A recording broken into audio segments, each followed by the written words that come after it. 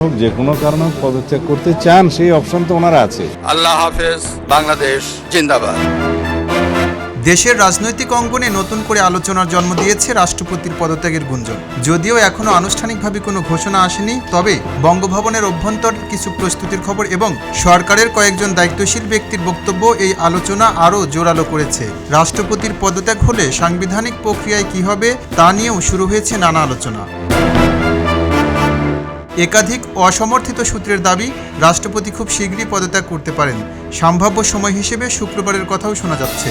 যদিও এ বিষয়ে বঙ্গভবন কিংবা সরকারের পক্ষ থেকে এখন পর্যন্ত কোনো আনুষ্ঠানিক ঘোষণা দেওয়া হয়নি। রাষ্ট্রপতি তার অধীনস্থ কয়েকজন কর্মচারীকে বঙ্গভবন ত্যাগের নির্দেশ দিয়েছেন। এই ঘটনাকে ঘিরেই পদত্যাগের গুঞ্জন আরও জোরালো হয়েছে। তবে এসব তথ্যের স্বাধীনভাবে সত্যতা নিশ্চিত করা সম্ভব হয়নি। রাষ্ট্রপতির সম্ভাব্য পদত্যাগ নিয়ে সাংবাদিকদের প্রশ্নের জবাবে স্বরাষ্ট্রমন্ত্রী জানিয়েছেন, ব্যক্তিগত কারণে কেউ পদত্যাগ করলে সরকারের কিছু করার থাকে না। রাষ্ট্রপতি সাংবিধানিকভাবে ইনি পদত্যাগ করতে চাইলে অথবা স্বাস্থ্যগত কারণে যে কোনো কারণে চাইলে তার সেটা অপশন আছে, কিন্তু আমরা তো জানি না। বাংলাদেশের সংবিধান অনুযায়ী রাষ্ট্রপতির পদ শূন্য হলে নতুন রাষ্ট্রপতি নির্বাচিত না হওয়া পর্যন্ত স্পিকার রাষ্ট্রপতির দায়িত্ব পালন করেন।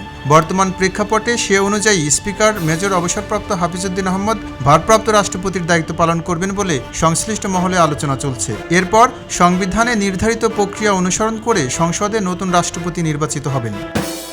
রাষ্ট্রপতির সম্ভাব্য পদত্যাগের খবরে রাজনৈতিক অঙ্গনে শুরু হয়েছে নানান হিসাব নিকাশ। কে হতে পারেন পরবর্তী রাষ্ট্রপতি, কিভাবে সম্পন্ন হবে নির্বাচন এবং এর রাজনৈতিক প্রভাব কি হতে পারে, এসব প্রশ্ন এখন আলোচনার কেন্দ্রবিন্দুতে। তবে আনুষ্ঠানিক ঘোষণা না আসা পর্যন্ত সবকিছুই গুঞ্জন ও জল্পনার পর্যায়ে রয়েছে। আনুষ্ঠানিক ঘোষণা এলে সংবিধান অনুযায়ী পরবর্তী কার্যক্রম শুরু হবে। ততক্ষণ পর্যন্ত জল্পনা কল্পনার অবসান হচ্ছে না।